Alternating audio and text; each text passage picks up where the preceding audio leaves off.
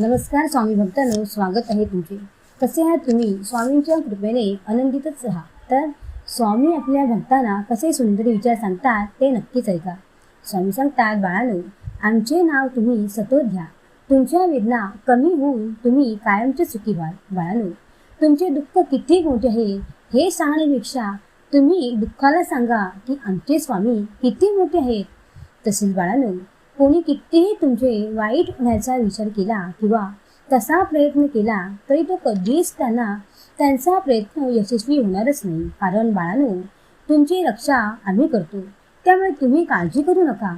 स्वामी सांगतात, बाळांनो, ज्ञान हे माणसाजवळ उपजतच असते, पण ते वाढण्यासाठी गुरूंची मदत होते, आवश्यक असते.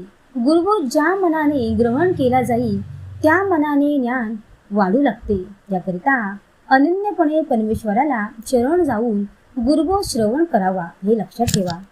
तसेच बाळांनो, आपण जीवन जगण्यासाठी खातो पितो, तसेच प्रत्येकाने दिवसभरात अनेक वेळा परमेश्वराचे नामस्मरण केले पाहिजे. त्यामुळे वाईट विचारांना मनात प्रवेश मिळत नाही. बाळांनो, परमेश्वराचे नामस्मरण केल्याने जी शक्ती निर्माण होते तीच खरी तुमच्या जीवनाला आधार असतो. तसेच बाळांनो, कचेरीमध्ये काम करीत असता तेथे नियम जसे पाळावे लागतात त्याप्रमाणे सेवा म्हणजे देवाच्या कचेरीत काम करायचे असल्यास निष्कामता, प्रामाणिकपणा व लीनता आणि दक्षता, आज्ञाधारकता हे गुण अंगात असावे लागतात. बाळांनो, जितका तुम्ही स्वतःवर अविश्वास दाखवाल तेव्हा तुमच्या आयुष्यात तुम्ही मागे राहाल. म्हणून स्वतःवर खूप विश्वास ठेवा. स्वतःवर विश्वास ठेवाल तर चांगल्या गोष्टी तुमच्या आयुष्यात घडतील हे लक्षात ठेवा. बाळांनो, स्वामी म्हणतात, बाळांनो, स्वतःला घडवण्यात इतके व्यस्त राहा की दुसरे तुमच्याविषयी काही बोलत आहेत याचा तुम्हाला काहीच फरक पडला नाही पाहिजे. कारण लोक चांगले बोलले तरी बोलतात आणि वाईट बोलले तरी पण बोलतात.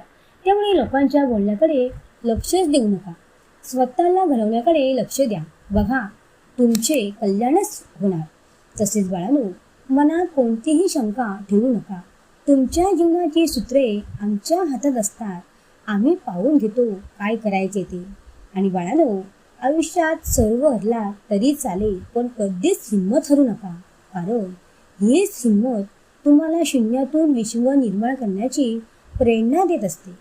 तसेच बाळांनो, आम्ही शरीराने तुम्हाला दिसत नसलो तरी आम्ही सदैव तुमच्या पाठीशी असतो आणि सदैव तुमचे रक्षण करीत असतो.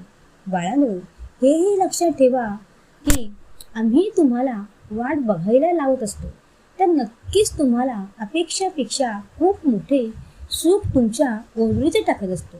ती योग्य वेळ आली की तुम्हाला कळतेच. फक्त आमच्यावर अखंड विश्वास पाहिजे. तसेच स्वामी सांगतात, बाळांनो, आमच्या दरबारात प्रत्येकाचा न्याय हा होतोच. आपण जर एखाद्याची फसवणूक केली तर असे समजू नका की आम्ही पाहत नाही. आम्ही सर्व पाहत असतो. फसवणूक केली तरी तुम्हाला परतफेड ही करावीच लागते, हे एवढे लक्षात ठेवा. तसेच बाळांनो, जीवनात जरी अडचणी आल्या तरी थांबू नका. पुढे जात राहा.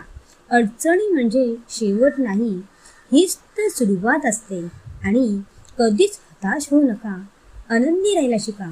आनंदी राहिला तर पुढची यशाची सुरुवात चांगलीच होणार हे लक्षात ठेवा.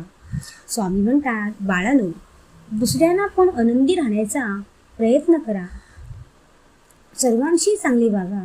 तर स्वामी भक्तांनो, कसे वाटले ऐकून? श्री स्वामी समर्थ. जय जय स्वामी समर्थ.